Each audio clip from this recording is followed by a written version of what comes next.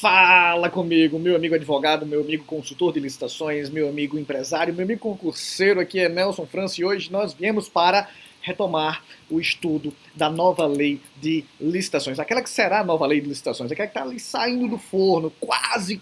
Hoje a gente vai tratar dos serviços em geral. Nós estamos comentando artigo por artigo, parágrafo por parágrafo, inciso por inciso, cada linha dos 131 artigos dessa nova lei.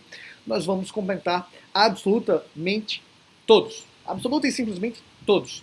E hoje nós chegaremos ao primeiro terço, terminaremos o primeiro terço da lei de licitações. Hoje é o 8º encontro ao vivo e é com muito prazer que eu tenho respondido as dúvidas e comentários, seja no Instagram, professor Nelson Franca, seja no Facebook, Nelson Franca Neto, seja no novo canal do YouTube, criado para falar só sobre licitações, que é o Licitando na Prática. Estou muito feliz com esse projeto, estou muito renovado aqui, eu realmente estou empolgado com esse projeto. E hoje nós vamos falar dos serviços em geral. Hoje nós vamos 42 em diante. Assim que rodar a vinheta. Roda a vinheta. É brincadeira, estamos ao vivo, não tem vinheta no ao vivo, né? Não, pelo menos não no nosso projeto. Nosso projeto não tem vinheta, coisa nenhuma. Vamos então para o artigo, sem mais delongas, para o artigo 22. Artigo 22, deixa eu abrir aqui o slide. Artigo 22 não, desculpe. Artigo 42, que fala dos serviços em geral. Artigo 42 diz assim: as licitações de serviços atenderão aos princípios. Licitações em serviços em geral. Que serviço? Serviço de manutenção de microcomputadores, serviço de limpeza, serviço de limpeza de prédios, serviço de segurança, serviço de... não importa. Não importa. Limpeza, não importa. Seja qual for o serviço, eles vão atender a alguns princípios. Quais?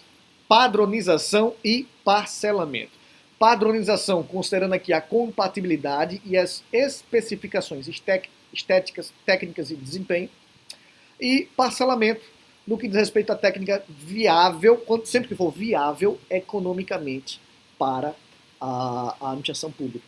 Tecnicamente viável e economicamente viável, economicamente vantajoso para a administração pública. Mas como assim parcelar um serviço? Não interessa para a administração pública limpar o prédio da prefeitura uma vez por ano. O que é que ela faz? Ela parcela, esse contrato aqui vai ser de um serviço que será parcelado, que será prestado ao longo do ano, ou dos anos, né, ao longo do tempo do valor do contrato. Veja que existem alguns casos em que o parcelamento não é interessante. A administração pública quer o serviço de manutenção dos microcomputadores da Receita Federal, certo?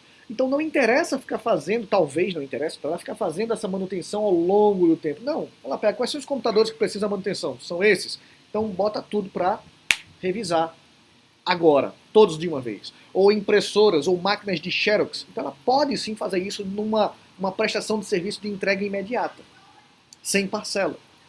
Mas ela também pode pensar o contrário. Ela pode ser tecnicamente viável e economicamente mais vantajoso parcelar isso ao longo do tempo. À medida que os computadores forem quebrando, ela vai entregando lá para a assistência técnica. À medida que as impressoras ou as máquinas de Xerox forem travando, ela vai encaminhando ou chamando o técnico para fazer o efetivo e o devido conserto. Então, isso depende de quê? Depende da situação técnica, isso depende da necessidade e da vantagem de parcelar ou não para a administração pública. Ok? Então, padronização e parcelamento. Mas o parágrafo único do mesmo artigo 42 diz: na aplicação do princípio do parcelamento, deve ser considerada a responsabilidade técnica. Então, de quem será essa responsabilidade? Do contratado, obviamente. O custo para a administração, né, de vários contratos frente às vantagens de redução de custo, com divisão do objeto em itens. Então ela pode sim contratar 2 ou mais empresas para prestar o mesmo serviço. O mesmo serviço. Desde que haja o quê? Divisão do objeto e, claro, vantagem de redução de custos. E o terceiro ainda diz, né, buscar a ampliação da competição. Então posso contratar vários para quê? Para ampliar a competição e evitar concentração de mercado. Evitar que uma só empresa se beneficie do contrato, todo o contrato com a administração pública. Ok? O artigo 43 diz: poderão ser objeto de execução por terceiros as atividades materiais acessórias. O quê? A administração pública pode, o contratado pela administração pública pode terceirizar serviços acessórios. Por exemplo, a máquina de Xerox, aquelas máquinas, a administração pública tem aquelas máquinas enormes de Xerox, não é? Máquinas pesadas e tudo mais. E aí o contratado vai fazer a manutenção dessas máquinas, mas talvez a máquina tenha que ser levada até a empresa contratada, a empresa licitante. Talvez. Então, a empresa licitante, ela vai ser a responsável por essa manutenção, mas ela pode terceirizar serviços acessórios. Por exemplo, o transporte dessa máquina pesada. O transporte, a ida e vinda, a retirada da máquina do órgão público e a devolução ao órgão público. Esse transporte pode ser terceirizado, porque é serviço acessório, é atividade material acessória. Ele continua, né? Materiais acessórias, atividades materiais acessórias, instrumentais ou complementares aos assuntos que constituem área de competência legal do órgão ou da entidade, sendo vedada a administração ou aos seus agentes na contratação de serviço terceirizado. Olha, eu posso então terceirizar serviços acessórios? Posso, mas o que eu não posso é indicar pessoa expressamente nominada para executar direto ou indiretamente o objeto do contrato. Então, não pode dizer assim, eu vou fazer para fulano ou para aquela empresa. Não pode haver essa indicação nominal. 2. Fixar salário inferior ao definido em lei. É óbvio, né? A administração pública não pode participar de um contrato onde se fixa salário menor do que a lei. Menor do que a lei ou o ato normativo a ser pago pelo contratado. Então o contratado pode até terceirizar, mas não pode pagar uma miséria para o terceirizado. Tem que ser o salário mínimo do contrato, do ato normativo ou no caso, da própria lei. Um salário mínimo, por exemplo. Estabelecer vínculo de subordinação com funcionário. Opa, não pode haver vínculo de subordinação com funcionário da empresa prestadora de serviço. Esse inciso aqui surge para proteger o contratado. Se não há vínculo de subordinação, não vai haver vínculo empregatício. E aí o contratado se livra de uma responsabilidade trabalhista com o terceirizado. Ou seja, para que se configure mesmo uma relação de terceirização e não de subordinação. E o inciso 4 diz definir norma de pagamento mediante exclusivo reembolso. Opa, também é vedado, também não pode se definir norma de pagamento mediante reembolso dos salários pagos. Eu vou te pagar agora e depois você me paga de novo. Eu te pago agora para a lei ver, para o Tribunal de Contas ver e depois você me reembolsa. Não pode. Não pode ter essa norma. Não de forma expressa, pelo menos, né? Ok? Tá bom? Deixa eu só tirar isso aqui. Peraí. Fiz aqui uma caquinha. Vou fazer isso agora ao vivo. Vou botar aqui, ó. Pum, pronto. Passou. Agora. Inciso 5. Não pode. Veja quem está falando no caput, né? Não pode. É verdade. Cadê? Me perdi. Tá aqui. Atividades acessórias. Inciso 5 diz. Perfeito. Demandar a funcionário de empresa prestadora de serviço terceirizado a execução de tarefa fora do escopo do objeto da contratação. Isso aqui é até óbvio, né? Mas o óbvio precisa ser dito nos contratos administrativos e no mundo da licitação. Eu não posso exigir que o funcionário da empresa prestadora de serviço terceirizada, a empresa terceirizada, faça um serviço que não seja o serviço específico para o qual ela foi terceirizada. Se é de transportar a máquina de tirar xerox, ela não pode fazer outra coisa a não ser transportar a máquina de tirar xerox, no nosso exemplo. O inciso 6. Prever em edital exigência que constituam intervenção indevida da administração na gestão interna do contrato. Veja, a administração pública, como cláusula exorbitante que existe, a administração pública sempre poderá intervir no contrato. Mas são intervenções previstas em lei ou no próprio contrato, intervenções devidas. O que o inciso diz é, olha, o edital não pode prever intervenções indevidas por parte da administração. A administração não pode meter o dedo na execução do contrato de forma indevida. Parágrafo 1º do mesmo artigo diz, é vedada ainda, é proibida ainda, em caso de terceirização, a contratação por empresa prestadora de serviço terceirizado de cônjuge, companheiro ou parente em linha reta ou colateral, ou por afinidade, até o 3º grau. Então, até o terceiro grau, eu não posso terceirizar o serviço. Eu, contratado pela administração, não posso terceirizar o serviço para meu cônjuge, para meus parentes ascendentes, descendentes, colaterais ou por afinidade. Nelson, me dá um exemplo de afinidade. O cunhado é um parente de segundo grau por afinidade, né? Equivale ao irmão aqui, né? A lei, a língua inglesa tem uma expressão, né, que é muito bacana, que é o brother-in-law, né? O irmão por lei, cunhado, é um irmão que a lei te deu. Então, irmãos são parentes de segundo grau, o brother-in-law, o irmão por lei, o cunhado também, por afinidade. A depender do cunhado que você tem, talvez seja um parente por desafinidade, né? Mas é parente. A sogra definitivamente é por desafinidade, né? Mas é a mother-in-law. Tua mãe, vê que sacrilégio, né? A língua inglesa faz, ela compara tua mãe com tua sogra. A mãe é parente por ascendência de primeiro grau.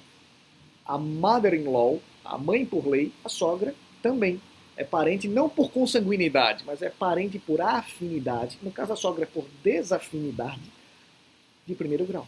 Posso contratar? Não. Não posso contratar ninguém até o terceiro grau. Atenção, concurseiros, né? Eles adoram, na época de concurso, adoram misturar isso. Até quarto grau, até segundo grau, até terceiro grau. Atenção aí, agentes de licitação, terceiro. Atenção, advogados e empresas prestadoras de serviço, né? Terceiro grau. De agente público que exerça cargo em comissão ou função de confiança no órgão, entidade, devendo a proibição constar expressamente nos editais. Essa proibição tem que estar nos editais. E o que é que ela está dizendo? Que se fulaninho lá é agente de licitação, a empresa terceirizada do contratado não pode ser parente desse fulaninho, desse agente de licitação. Simples assim. E ele diz, o disposto no inciso 1 não se aplica aos casos de inelegibilidade de licitação. O disposto no inciso 1 não se aplica. O que é que está no inciso 1 mesmo, Nelson? Indicar pessoas nominadas para executar direto ou indiretamente o objeto do contrato. Não pode, lembra? Indicar, eu quero fulaninho, não pode. A menos que seja caso de inexigibilidade. Nos casos de inexigibilidade, às vezes o profissional é de alta, é de grande reputação. E por isso mesmo, por ser de grande, de alta reputação, ele é inexigível. A licitação não é exigível para ele. Eu posso contratar ele diretamente. Se eu vou contratar ele diretamente, nesse caso eu vou ter que dar nome aos bois. Eu vou dizer, olha, eu vou contratar aquele advogado ali porque ele é renomado na área de licitação. E eu, a administração pública, quero contratar ele especificamente, exatamente por causa desse renome. Não serve qualquer advogado, tem que ser aquele advogado com grande conhecimento licitatório. Tá bom? Parágrafo 2º, então, afasta a incidência do inciso 1 nesse caso. Artigo 44 diz, a administração poderá, mediante justificativa expressa, contratar mais de uma empresa, já falamos, né? Ou uma instituição, para executar o serviço, o mesmo serviço. Então ela tem um serviço lá de prestação de limpeza dos órgãos públicos. Ela pode contratar uma empresa, mas ela também pode contratar, segundo o artigo 44, duas ou mais de duas empresas. Evitar concentração de mercado. Lembra que eu falei? Evitar que todo o dinheiro vá só para uma empresa. Não, distribuição de renda é equivalente. E ele diz, ó, desde que essa contratação não implique perda da economia de escala. Ou seja, não pode ser desvantajoso para a administração pública. O dinheiro público tem que ser protegido. Mas ele fala, quando o objeto da contratação, limpeza no meu exemplo, puder ser executado de forma concorrente e simultânea por mais de um contratado. É possível que eu possa contratar duas ou mais empresas de limpeza para limpar a prefeitura. E as secretarias. Mas esse serviço precisa ser facilmente divisível. Olha, a secretaria XYZ vai ser daquela empresa X, a B e C vai ser da outra empresa, o prédio da prefeitura vai ser de uma terceira empresa. E ele diz assim, ó, inciso 2, a múltipla execução for conveniente para atender a administração.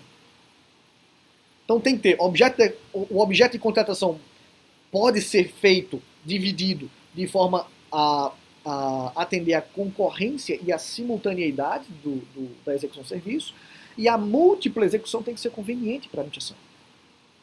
E ele diz mais, nas hipóteses do caput, né, várias empresas para o mesmo serviço, A administração deverá manter o controle individualizado da execução do objeto contratual, relativamente a cada um dos contratos. Então eu tenho que saber avaliar individualmente cada uma das empresas contratantes.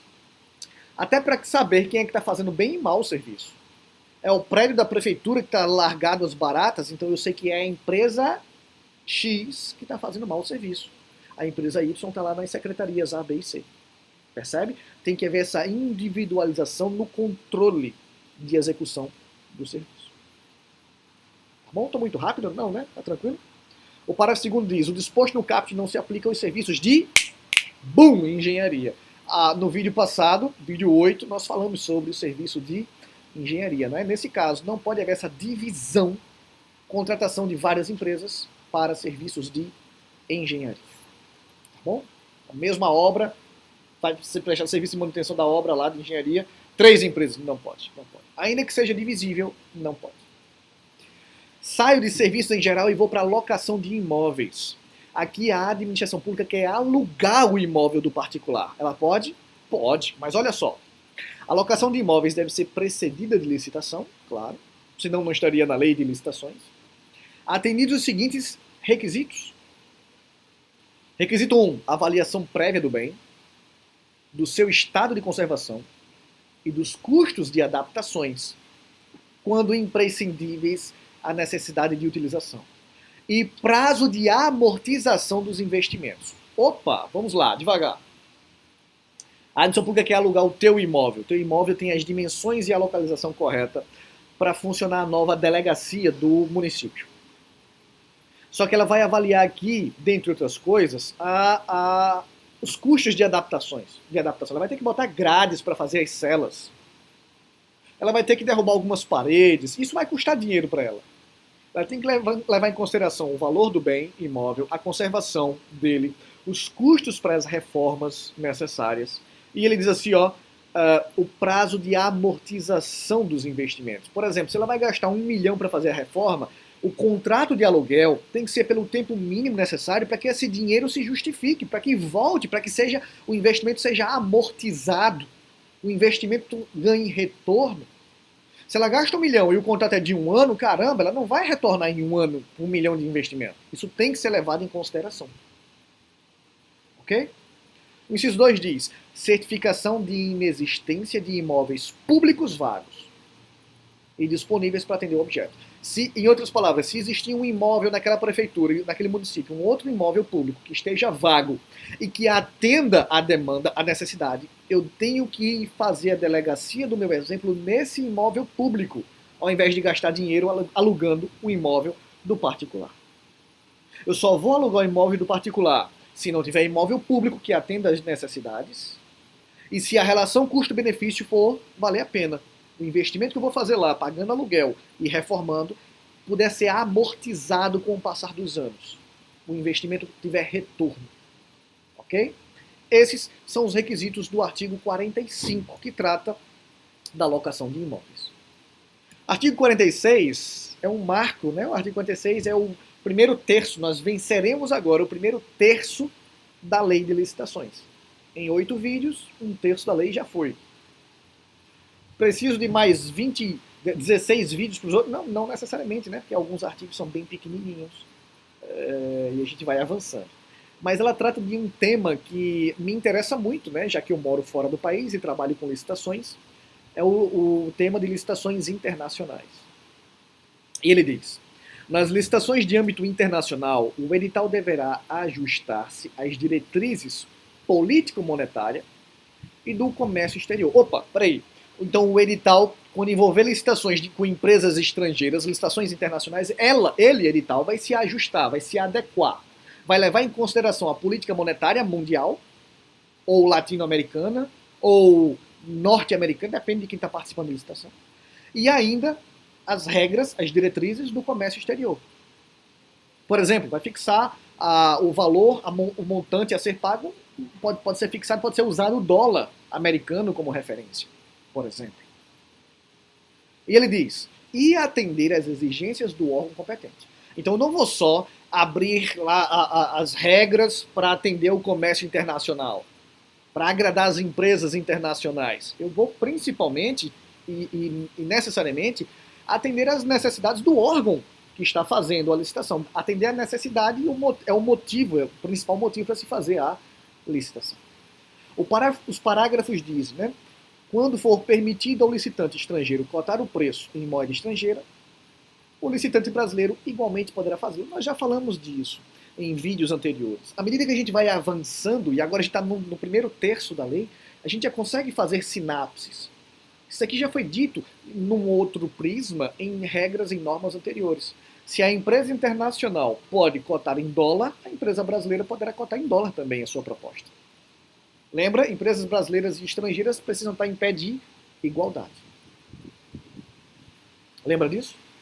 Parágrafo 2º diz, o pagamento feito ao licitante brasileiro, eventualmente contratado, eventualmente vencedor da licitação, em virtude da licitação, mesmo que esteja nas condições do parágrafo anterior, mesmo que ele tenha feito cotação em dólar, se é um licitante brasileiro que venceu a licitação, se for um licitante brasileiro, o pagamento será feito em moeda nacional.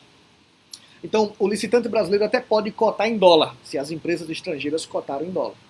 Mas na hora de pagar ele, vai ser pago em real. É claro, não tem sentido remeter para transformar o pagamento em dólar, gastando tempo e dinheiro, para depois pagar ele e ele vai ter que transformar isso em dólar de novo, em real de novo. Não tem sentido. Então, se o vencedor for um estrangeiro, paga ele em dólar. Se assim tiver previsto no edital. Se o licitante vencedor for um brasileiro, mesmo ele tendo cotado em dólar, como no parágrafo 1º diz, mesmo que ele tenha cotado em dólar, o pagamento será o equivalente em moeda nacional, em real nesse caso. E os parágrafos seguintes dizem, as garantias de pagamento do licitante brasileiro serão equivalentes ao licitante estrangeiro. Pede igualdade. A garantia que o estrangeiro tem que fornecer, o brasileiro tem que fornecer também. A garantia que o estrangeiro tem que fornecer, o brasileiro tem que fornecer também. Os gravames, parágrafo 4º, incidentes sobre os preços constarão do edital e serão definidos a partir de estimativas ou média de tributos. Então, todo e qualquer gravame incidente, tudo que incidir majorando, agravando, aumentando o custo dos preços, precisam constar necessário e obrigatoriamente no edital. E, por fim, o parágrafo 5º que diz, as cotações de todos os licitantes devem ser para a entrega, não importa se ele é licitante nacional ou internacional, a entrega do serviço ou do bem tem que ser no mesmo local de destino. A empresa é mexicana e ela faz a cotação dela para entregar no México. Não, tem que entregar lá no órgão competente da licitação ou no local por ele indicado. Certo? Não, mas a outra empresa é na Argentina, ela quer entregar. Não importa. Não importa geograficamente onde você esteja. O local da prestação de serviço ou da entrega do bem ou da realização da obra tem que ser sempre, no edital, tem que ser o mesmo para todos. Tem que ser fixado o mesmo local para todos. Tá bom? A empresa que esteja geograficamente falando mais distante, ela que se preocupe com o custo da entrega. Certo? Fico por aqui.